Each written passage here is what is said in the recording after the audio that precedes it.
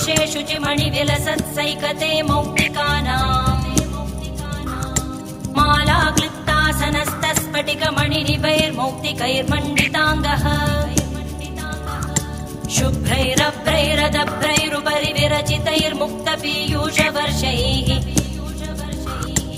आनन्दीन पुनीयादरिनलिन गदा शङ्खपाणिर्मुकुन्दः